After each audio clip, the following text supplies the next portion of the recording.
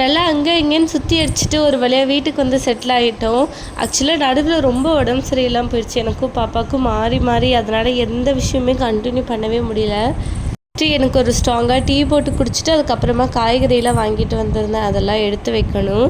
Mostly நம்ம marriage ஆனதுக்கப்புறம் நமக்குன்னு ஒரு வீடு வந்ததுக்கப்புறம் எங்கே தான் இன்லாஸ் வீடு அம்மா வீட்டுக்கே போனாலும் அந்த ஒரு கம்ஃபர்ட் ஸ்பேஸிங் வந்து வராது. இருந்தாலும் நம்ம வீட்டில் இருக்க மாதிரி அந்த கம்ஃபர்ட் ஸ்பேஸ் இருக்காது. பாத்ரூம் தான் மெயின், அதுக்கப்புறம் கிச்சன். ஏன்னா நமக்கு ஏற்ற மாதிரி வச்சுருப்போம். நம்ம போனதுக்கப்புறம் வந்துட்டு எல்லாம் மாற்றி வச்சுருப்பாங்கல்ல. காலேஜ் படிக்கிறப்பெல்லாம் எப்படா வீட்டுக்கு போய் நம்ம பாத்ரூமு நம்ம பெட்டில் படுக்கலாம் அப்படி தான் தோணும் எனக்கு. இப்போ எப்படா நம்ம வீட்டுக்கு வருவோம் அப்படின்ற மாதிரி தான் ஆகிப்போச்சு.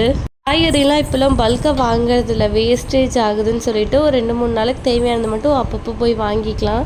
ஆனால் தனியாக வாங்குறப்போ என்னென்னா கொஞ்சம் காஸ்ட்லியாக இருக்குது. 2 பீட்ரூட்டே வந்துட்டு 40 ருபீஸ் பக்கம் சொல்கிறாங்க.